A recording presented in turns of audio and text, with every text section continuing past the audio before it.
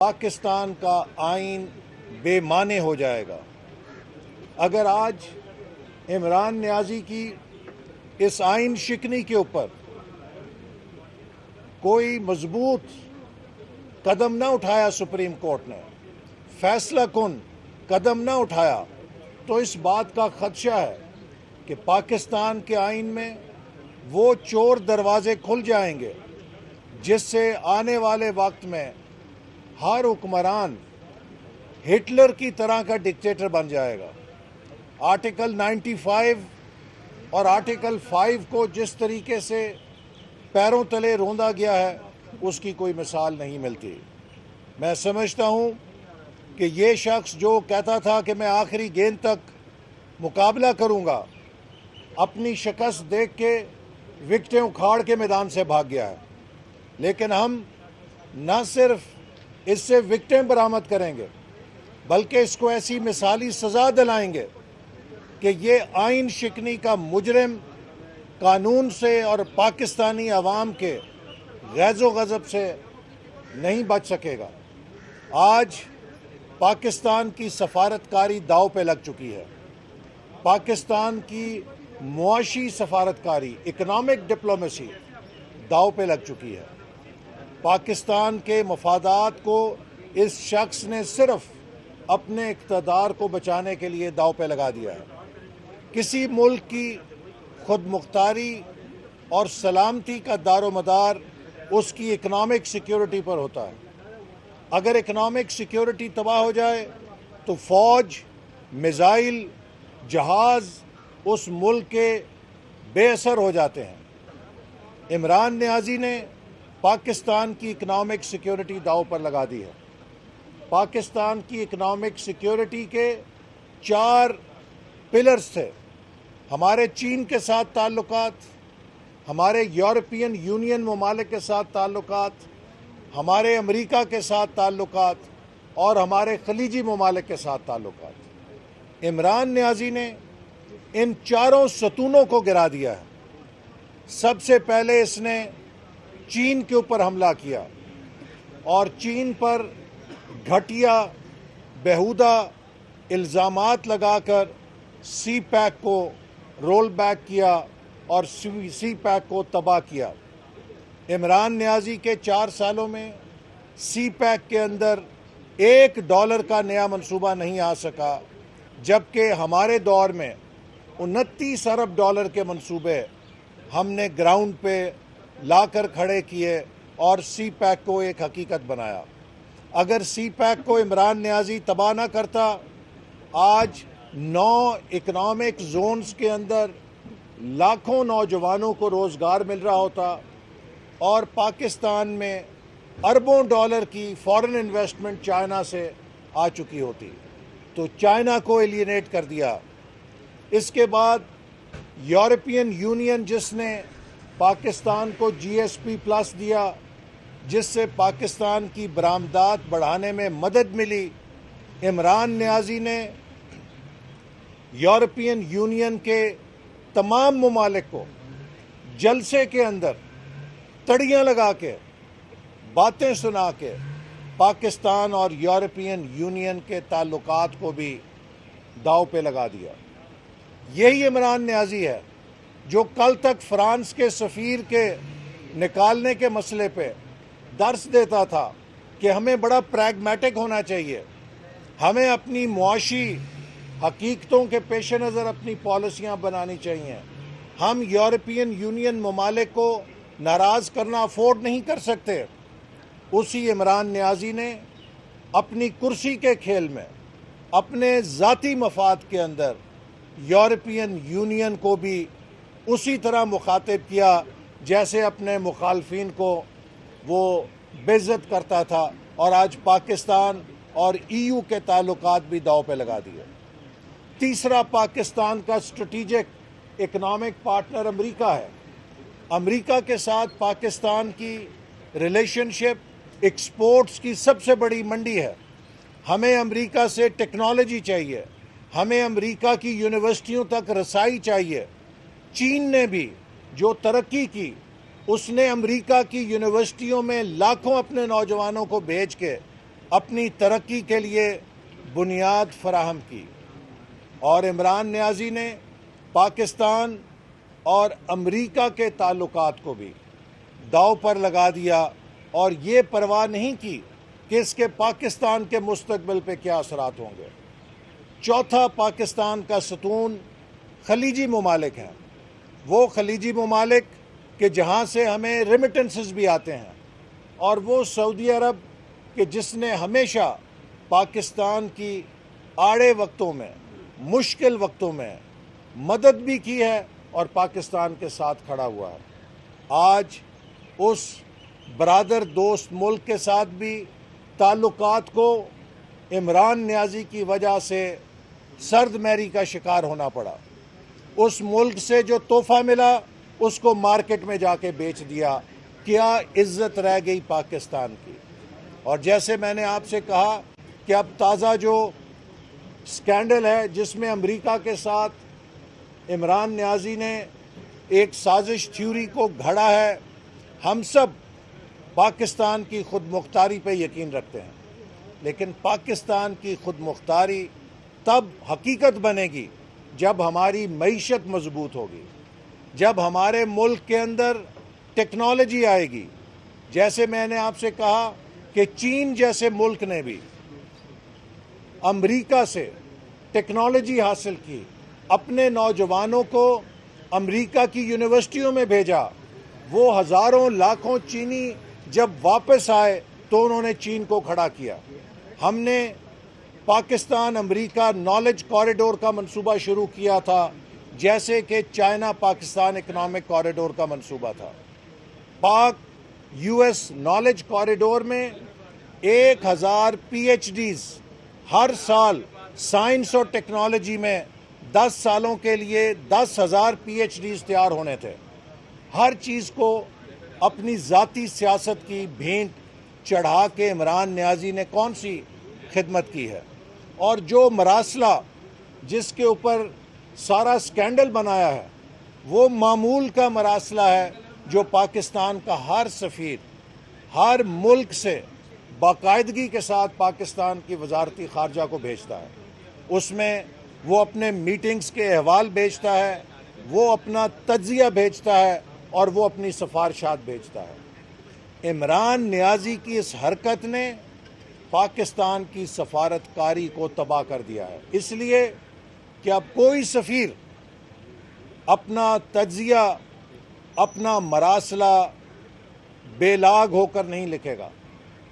اب پاکستان کے وزارت خارجہ میں جتنے مراسلے آئیں گے وہ الف لیلا کی کہانی آئیں گی، جس سے کہ پاکستان کا وزارت خارجہ، پاکستان کی حکومت باہر دنیا میں کیا ہو رہا ہے اس سے بے خبر رہے گی، اور اپنی خارجہ پالیسی کو صحیح انداز میں کیلیبریٹ نہیں کر سکے گی۔ پوری پاکستان کی ڈپلومیسی کی بنیاد پہ حملہ کیا ہے عمران نیازی نے، صرف ایک جھوٹا بے مقصد فراڈ کھڑا کرنے کے لیے جس سے وہ ہیرو بن سکے۔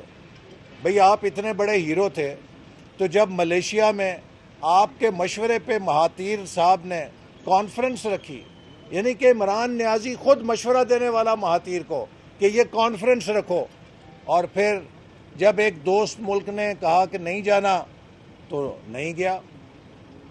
اس وقت کہاں تھی آپ کی بہادری؟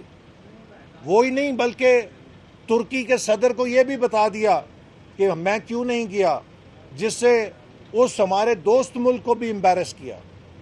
تو یہ شخص جس کو نہ سفارت کاری کا پتہ ہے، جس کو نہ معیشت کا پتہ ہے، جس کو نہ آئین کا پتہ ہے، آج یہ پاکستان کو دنیا کے سامنے ایک تماشا بنانے پہ تلا ہوا ہے، اور اپنے جاہل پیروکاروں کے ساتھ جو کلٹ فالوورز ہیں، کہ جو خدا نہ خواستہ آج یہ دعویٰ کر دے کہ میں کوئی بڑا ولی اللہ ہو گیا ہوں تو وہ آنکھیں بند کر کے اس پہ ایمان لے آئیں گے۔ اس قسم کے اندھے فالوورز ہیں، ان کو 4-10 کو سڑکوں پہ لا کے جو یہ دنیا میں پیغام بھیج رہا ہے کہ پاکستان کس قسم کا ملک ہے۔ میں سمجھتا ہوں کہ آج ہم سب کا فرض ہے کہ ہم پاکستان کے آئین کے ساتھ کھڑے ہوں، چونکہ کسی ملک کا آئین اگر گر جائے تو اس ملک کی بنیاد گر جاتی ہے۔ آئین وہ معاہدہ ہے جس کے ساتھ کسی ملک کی ریاست اور اس کے شہری آپس میں جڑتے ہیں۔ اگر آئین کو بے وقت کر دیا جائے تو ریاست بے وقت ہو جاتی ہے۔ تو اس لیے یہ معاملہ سیاست کا نہیں ہے، یہ پاکستان کی بقا کا ہے۔ ہم پاکستان کے آئین کی حفاظت کے لیے لڑیں گے اور سپریم کورٹ سے بھی امید رکھتے ہیں کہ سپریم کورٹ اپنا کردار ادا کرے گی۔ اس پہ کوئی نرمی کی گنجائش نہیں ہے۔ دن دہاڑے آئین کے اوپر ڈکیتی ڈالی گئی ہے، براڈ ڈے لائٹ رابری ہے آئین کی، اور اگر اس پر بھی لیت و لال سے کام لیا جاتا ہے تو پھر اللہ ہی حافظ ہے پاکستان کے اداروں کا اور پاکستان کی ریاست کا۔ اس معاملے میں کسی رعایت کی گنجائش نہیں ہے۔ وزیر قانون فواد چودھری، ڈپٹی اسپیکر قاسم سوری، عمران نیازی کو فوری طور پہ گرفتار ہونا چاہیے پاکستان کے آئین کی شکنی کرنے کے لیے۔ آئین شکنی کے جرم میں ان کے فوری گرفتاری کے احکامات جاری ہونے چاہیے تاکہ آئندہ آئین کے اوپر کوئی میلی نگاہ سے نظر نہ ڈال سکے۔ اسی عمران نیازی نے فوج کو بھی اس اپنے جھوٹ کے اندر گھسیٹنے کی کوشش کی۔ نیشنل سیکیورٹی کمیٹی میں کوئی فوج نے ایسی بات نہیں کی کہ یہ تحریک عدم اعتماد کسی بیرونی ایجنڈے کے تحت آئی ہے، لیکن عمران نیازی نے بار بار نیشنل سیکیورٹی کمیٹی کا حوالہ دے کر قوم کو یہ تاثر دینے کی کوشش کی کہ مسلح افواج کے سربراہان نے بھی اس سکینڈل کے لیے ان کی تائید کی ہے، جبکہ میری معلومات کے مطابق ایسی کوئی بات وہاں پر نہیں ہوئی تھی۔ لہٰذا عمران نیازی نے نیشنل سیکیورٹی کمیٹی کے منٹس اور اس کی کارروائی کو بھی ڈسٹارٹ کر کے پاکستان کی سیکیورٹی کے اوپر بھی حملہ کیا ہے۔ لیکن لطیفہ کیا ہے کہ آج بیرونی سازش کے تانے وہ دے رہا ہے جس کا فورن فنڈنگ کیس یہاں پر 7 سال سے چل رہا ہے۔ آج ہم الیکشن کمیشن کو کہنے آئے ہیں کہ ایک جھوٹے انسان کو ایک ممنوع فنڈنگ سے، پاکستان دشمن ذرائع سے فنڈنگ لینے والے شخص کو کیوں کر کھلی چھٹی دی گئی ہے کہ وہ پاکستان کے مفادات سے کھیلے، وہ پاکستان کے آئین کے ساتھ کھیلے، وہ پاکستان میں اپوزیشن کو غداری کے سرٹیفکیٹ بانٹے۔ کیوں الیکشن کمیشن تاخیر کر رہا ہے سزا سنانے میں؟ چونکہ عمران نیازی کی چوری پکڑی جا چکی ہے، کروڑوں روپے کی کرپشن بیرونی ممالک سے چندوں کے اندر کی گئی ہے، ممنوع ذرائع سے فنڈنگ لی گئی ہے، اور عمران نیازی ڈیلیئنگ ٹیکٹکس کے ذریعے 7 سالوں سے اپنی سزا سے کیوں کر بچا جا رہا ہے؟ کیا عمران نیازی الیکشن کمیشن سے بڑا ہے؟ کیا عمران نیازی سپریم کورٹ سے بڑا ہے؟ کیا عمران نیازی پاکستان کے آئین سے بڑا ہے؟ یہ جھوٹ بولے، یہ فراڈ کرے، یہ آئین توڑے، اس کو کوئی پوچھ نہیں سکتا؟ نہیں، ایسا نہیں ہوگا۔ اب عمران نیازی کا یوم حساب آ گیا ہے۔ اگر ان اداروں نے عمران نیازی کے ان جرائم پر جو کھلے عام ثابت ہو چکے ہیں کارروائی نہیں کی تو پھر پاکستان کے عوام کو سڑکوں پر آنا پڑے گا۔ پاکستان کے عوام اجازت نہیں دیں گے کہ کوئی ان کے آئین کے ساتھ کھیلے، کوئی غداری کے سرٹیفکیٹ بانٹے۔ ہم سب پاکستانی ہیں اور پراؤڈ پاکستانی ہیں۔ مجھے میرے حلقے سے 1,60,000 ووٹ ملے ہیں، اسی طرح ہر ایم این اے اپنے حلقے سے لاکھوں ووٹ لے کر آتا ہے، اور پوری اپوزیشن کے 197 اراکین جو اس کے خلاف ووٹ دے رہے تھے، انہیں غدار بنانے کا مقصد ہے کہ کروڑوں پاکستانیوں کو غدار قرار دیا گیا ہے۔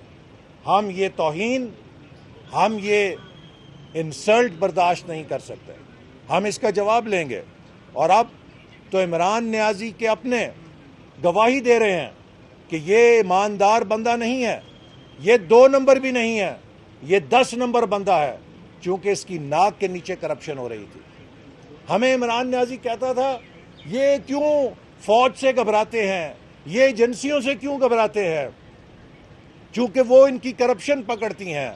اب ہمیں پتہ چلا، اب گواہی ملی، علیم خان کی گواہی ملی کہ اس نے D G I S I Asim Munir کو اس لیے برطرف کیا، عہدے سے ہٹا دیا تھا، چونکہ انہوں نے اس کے ناک کے نیچے ہونے والی کرپشن سے انہیں اطلاع دی تھی۔ جب عمران نیازی کو ہمارے قومی سیکیورٹی کے ادارے نے ان کی ناک کے نیچے ہونے والی کرپشن سے آگاہ کیا تو ناراض ہو کے ڈی جی آئی ایس آئی کا تبادلہ کر دیا۔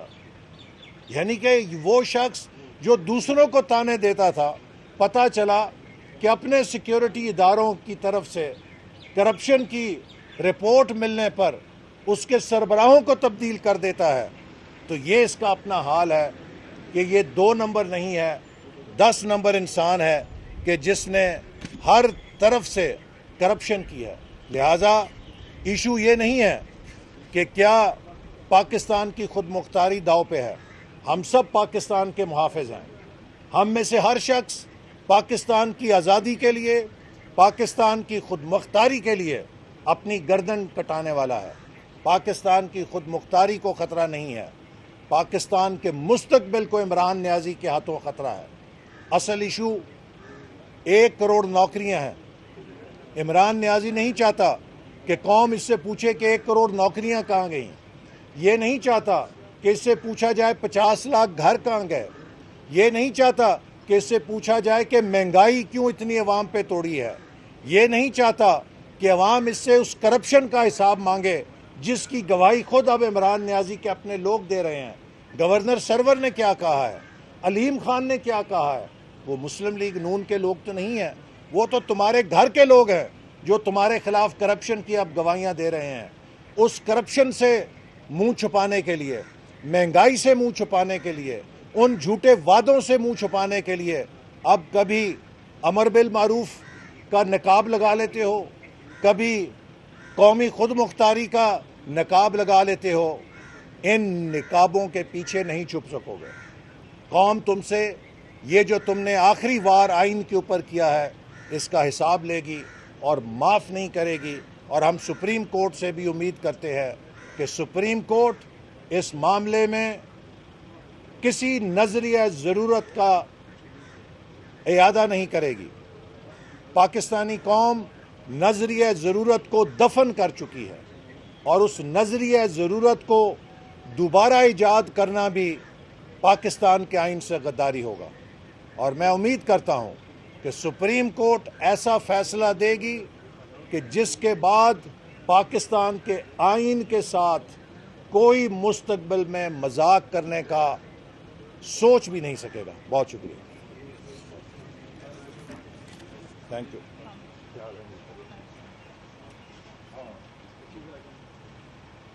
جاوید اقبال وینس، advocate supreme court. Malik Javed Iqbal.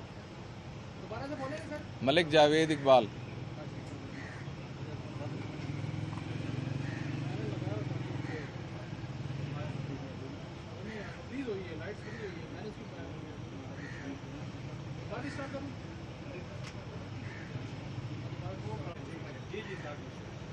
آج میں آپ کو اور جو ہمارے ناظرین ہمیں دیکھ رہے ہیں، میڈیا کے دوستوں کو میں یہ بتانا چاہتا ہوں کہ 3 مارچ 2021 کو جب سید یوسفزئی گیلانی صاحب سینیٹر منتخب ہوئے اسلام آباد سے، تو ایک فریولس پٹیشن فرضی ویڈیوز کی بنیاد پر ان کے الیکشن کو چیلنج کرنے کے لیے پاکستان تحریک انصاف کے کچھ سابقہ ایم این ایز نے دائر کی تھی، جس کی کہ ٹوٹل کوئی 22 کے قریب سماعتیں ہوئیں،